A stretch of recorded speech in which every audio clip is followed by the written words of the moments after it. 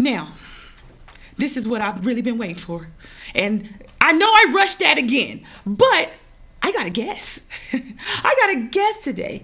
And, this young man, we became friends. I'm not going to lie to you. We became friends, I believe, at a hookah lounge. And I found out so many things about him that I thought he would make a perfect guest for the show. Now, I will say this. He may be a little controversial for some and may have even found himself in trouble. But here's the thing. It's my belief that he has the right intention and motivation. Now, how he goes about doing that, I don't know if it's suitable for everyone's liking. And I'm not sure if it's supposed to be. But here's the thing. My guest today is Nephi Khaliki. He runs massive CCW events for people who want to be gun owners, and he's really into gun safety. So, you know what? We're going to go pay some bills. And I want you guys to come right back so you can hear this conversation, because it's important for you to know today, for tomorrow, and for the safety of your children if you're on that side of the gun revolution. All right, we're back. Las Vegas Tribune News, local news and music, online and in entertainment. Hey, everybody, my guest is here. My guest is here, Nephi Khaliki. Nephi, I'm so happy that you're here. How are you today? I know, it's good to see you. It's good to see you. I haven't seen you in a while, actually, I huh? know. Has it been about 6 weeks, 2 months, 3 months? Not that long, but too long. Too long? I know, Life right? happens, right? Life happens. So, Mr. Nephi here. Actually, I didn't bring up your music aspect, the music aspect of you first. This is what I told you we were going to talk about first. Now, you were Nephi showed me a video one day, and it was like a band playing, and he's like, "Yeah, that's my band," and I'm like, "Where are you?" And he was playing and singing at the same time. Nephi, where does your music genius come from? Or where did it start? I've been involved in music since I was like 10, 11 years old. People think I'm a gun guy. I'm not. A gun is just a tool to protect who you are and what you are. I've been a musician my whole life, and been a professional songwriter for a long time. I've written for a lot of artists, and the band you're referring to was Soul on Fire, and it was an 11-piece band. What does that mean? 11 players, 11 master players. Oh, wow. And we sold out to Smith Center, and Cuba Gooding Sr. Sang my intermissions, and him and I became really good friends over the years. His son, Thomas Gooding, played bass for me, and George Malou funded our recordings for our album, and I love music. I mean, that's really my thing. But there are things going on in the world right now, and I have other skill sets, but I think are more helpful to people right now. Than the music. Well, I miss it. I still do it, but I feel like I need to fulfill this calling, with helping prepare people to protect themselves. And then, what's there to sing about if everybody's hiding in their houses, scared to death? Well, you not only sing or do music, but you also love comedy. Now, which do you prefer, music or comedy? Oh, comedy's just my personality. I can't help but see like the irony in everything, or the dirty joke. Like did you see that? It's just sitting right there. Like the dirty joke is always in the air. In the air. No, I think it's always in the air for you. Yeah, that's what I'm saying. Like I see both sides. You see both sides of the dirt. Oh, okay. Yeah, I see something. I go, you could twist that just a little and make it dirty. Yeah. And I do. Yeah. And, my mother, if my mother ever heard how I really talk, her ears would literally melt off the side of her head. Mom, are you listening? Nope. I hope you're listening. She don't have internet. She don't. What? Nope. You don't got the internet you didn't get the internet. Your guitar's so crazy. She lives in Utah. I don't think anybody in there has internet. No. Still sending smoke signals. No. that ancient, but I have been in Utah. I have been there, and it was kind of like. You'd be popular in Utah. No, yours was called a novelty. No, in Utah. I was called a novelty in Sydney, Australia, too, so I know what you're talking about, but we're not going to go there today. That's for another show. Now, comedy. You do CCW events. Tell them what that is, and tell them who you are in reference to gun control, gun safety, and what they need to know about owning a firearm. Well, first of all, we set a world record in 2018 for the largest CCW class in U.S. history. It was accidentally successful. I really thought it was just going to be like 100, 200 people. Nope. 14,000 people signed up.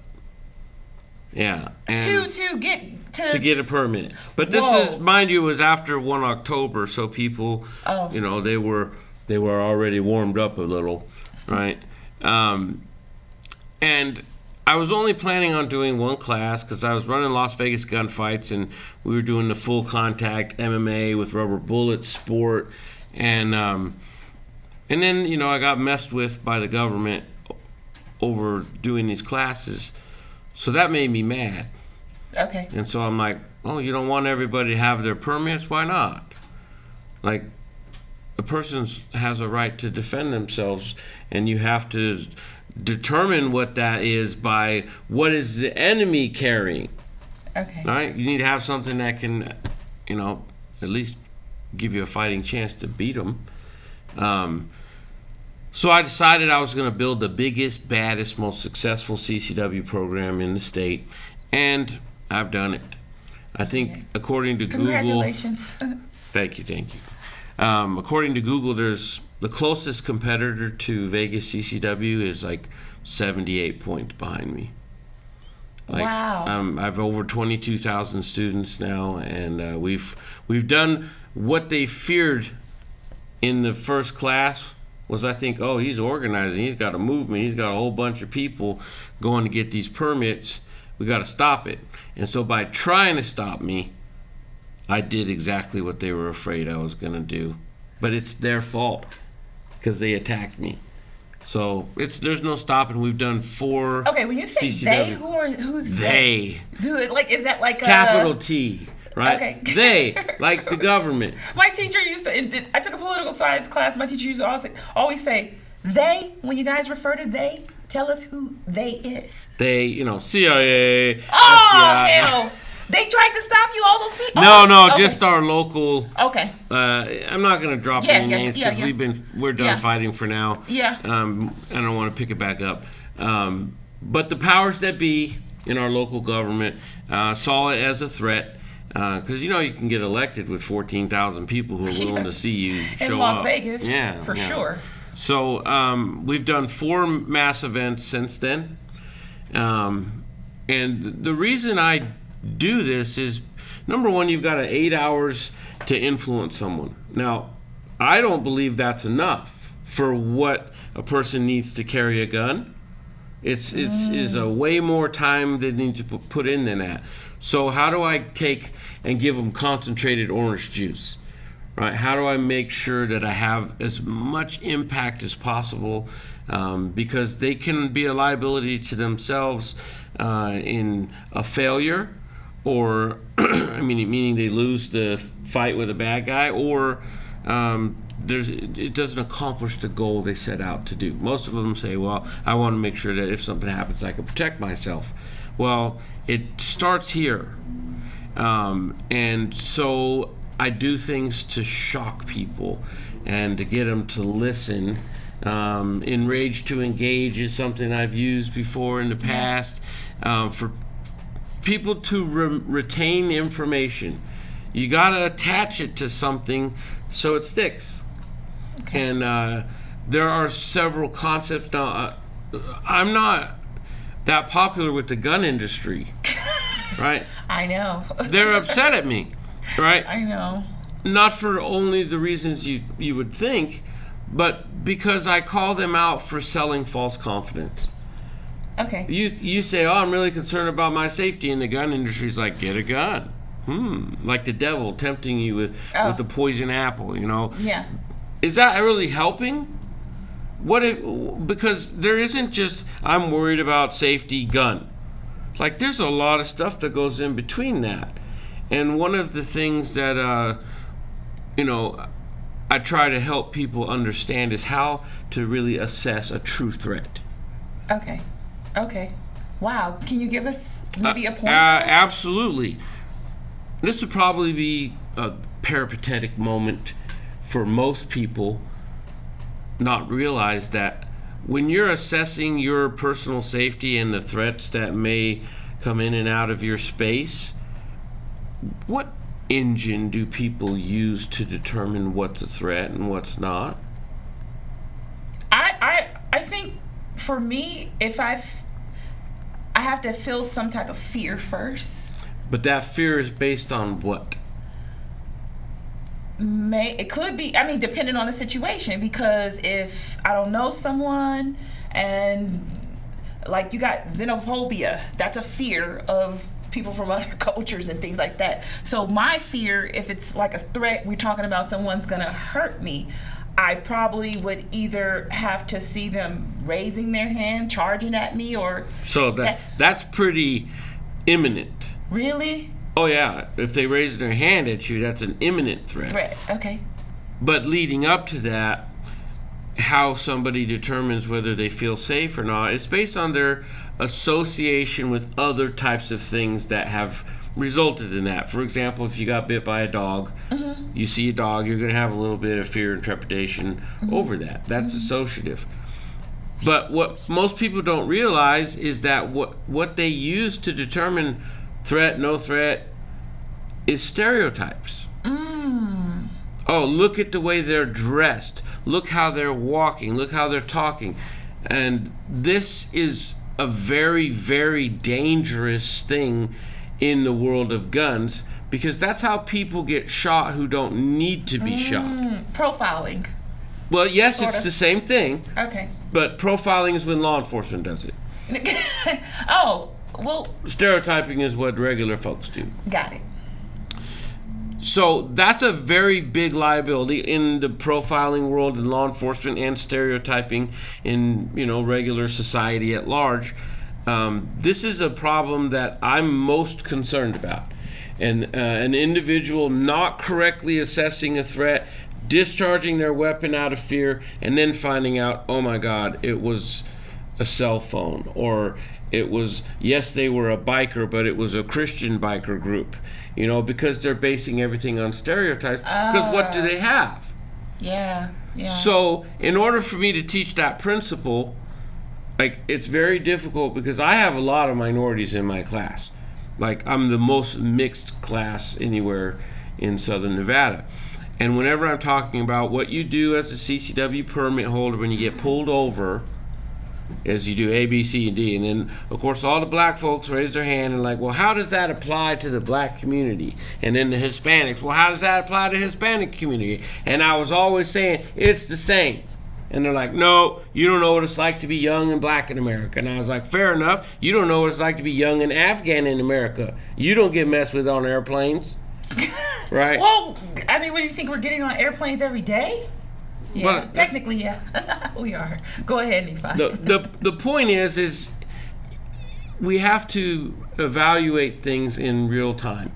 And teaching a person a skill to evaluate correctly, this is what we're trying to accomplish with law enforcement, right? Because they're shooting people, little kids with fake guns, or they're shooting people with wallets and like, oops, well, he reached for something. Yeah, you asked him for his driver's license and it was in the car, so he reaches around to get it. You shoot him when he was complying, right? There's a lot of things that happen through mistake of fact shootings.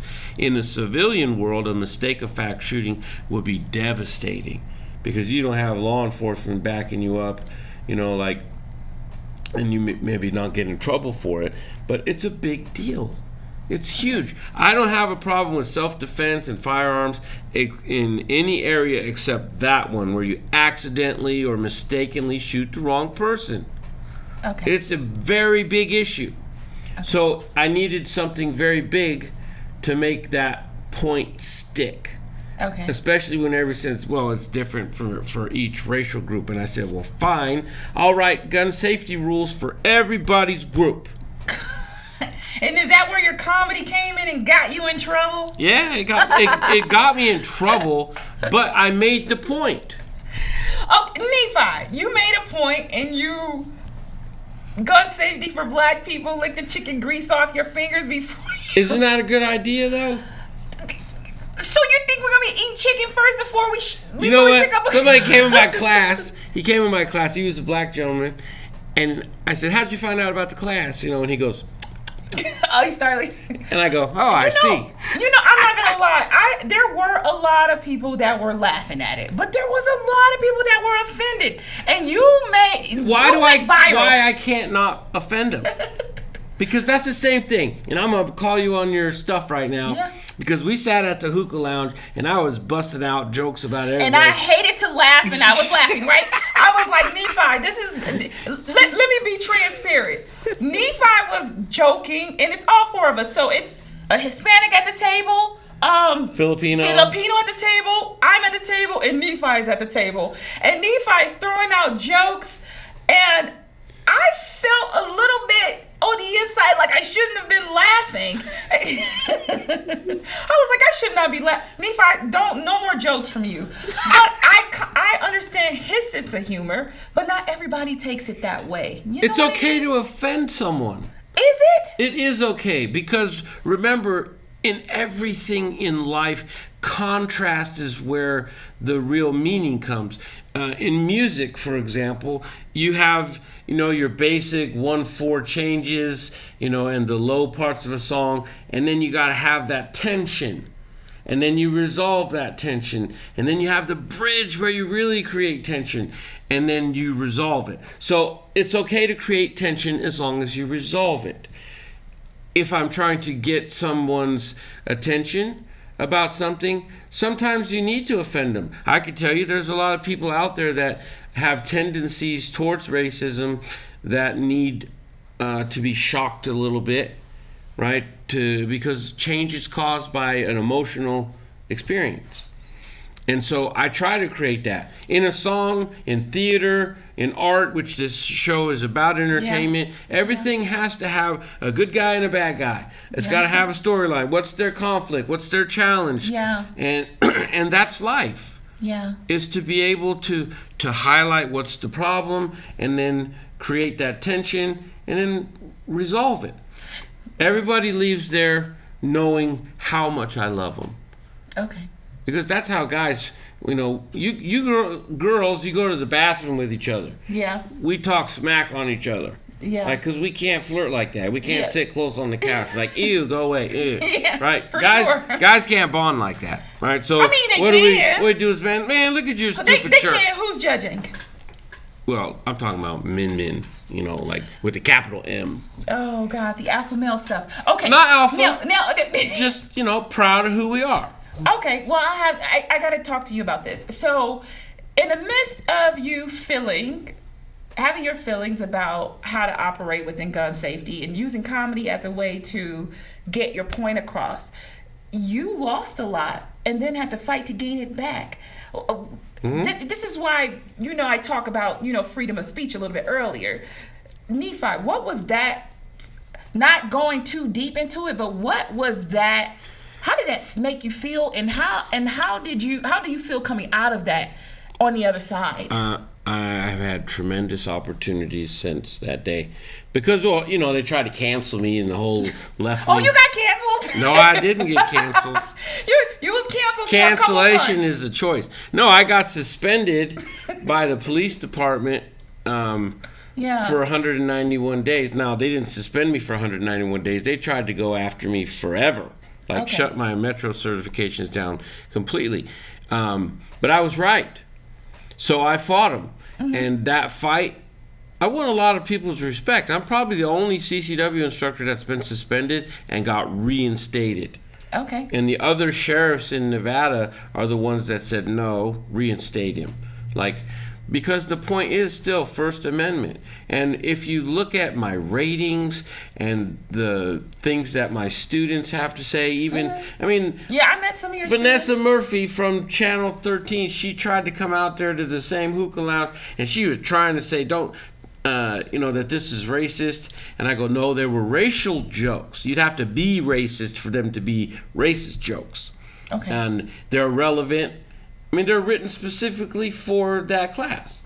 Okay. And everybody, right? They didn't cover all the jokes I told about everybody, like Middle Eastern people. Keep your finger off the trigger till ready to detonate. You see what I'm saying? Be sure of your target before flying into it. You see? It can't be just one group. Right. Well, that's true. I saw his slides, and he didn't let go of anyone. Everybody. He had his foot on everybody's neck, and that's honestly true. But it was certain groups that were like, absolutely no. Not in the group. I don't care about anyone outside of the classroom. If my students, they're the only ones that can influence me to say, Nephi, maybe you need to tone that back a little. But they're in the full experience and the context of what I'm trying to teach, and they get it. They never forget. People who see it from the outside and see a little clip, I don't care about their opinion because it wasn't for them. And this idea of trying to silence people is very dangerous, because if there's racism out there, and there is, I've experienced it myself, don't shut them up. Let them talk. I kind of follow that. How are you going to find them? Yeah. If you don't, you just don't know who they drive them underground, and now you have these undercurrents in society that are just messing people up, and you don't know where to fire a shot to defend yourself. Yeah. That's why free speech was important in the government, in our founding documents, because number one, if people don't have an opportunity to get out their frustrations and speak, they're going to pressure cook and just go to war.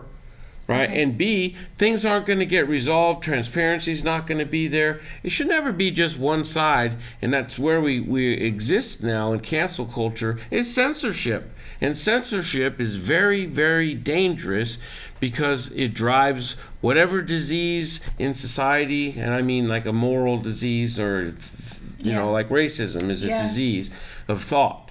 Yeah. It drives it further down. And now how do I fix it if I can't see it? So, using comedy, using stereotypes in your classes, you believe it's getting the message across? Absolutely. It's helping to get the message across, right? Absolutely. Okay. I'm the number one rated show in Vegas for CCW. Okay. And it's because, and I sent you that video. And I don't even know that guy. I don't even know where he's from. He's a young black man that got all teary when I give a speech about racism after I tell the jokes, right? Because, it's kind of dumb. Who's an Afghan going to be racist towards? Like, we're bottom of the heap right now, I'm not laughing at that. Okay. But that doesn't affect my self-esteem.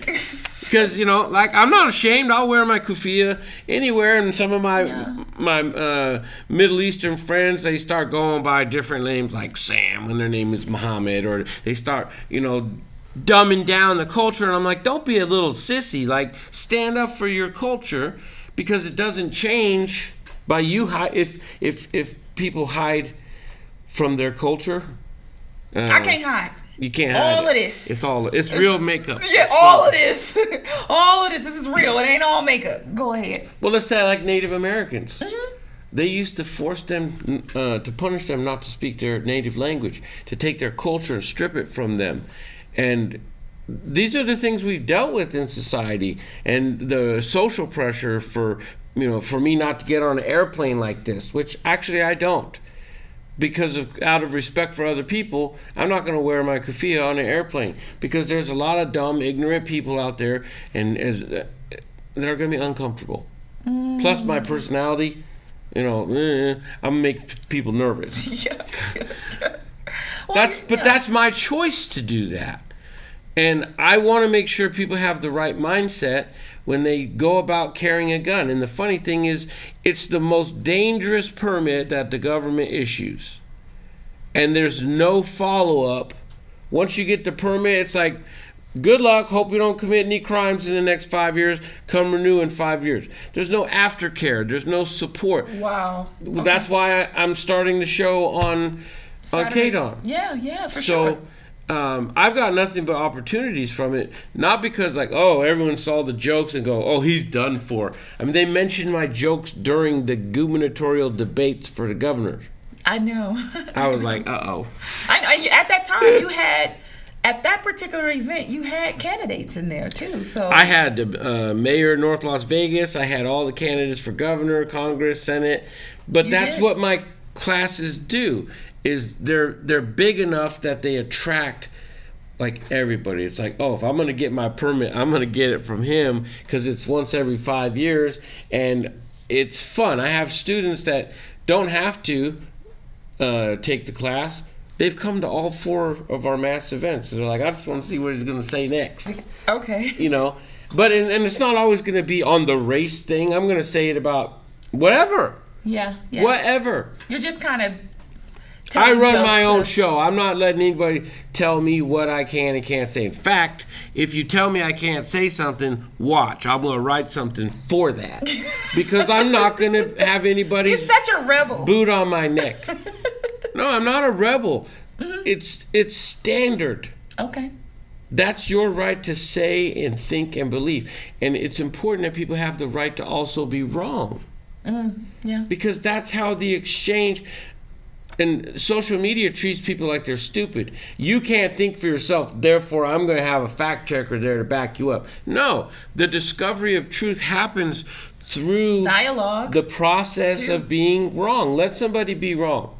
Give them the information because it's not going to stick if you just give them the answers to the tests.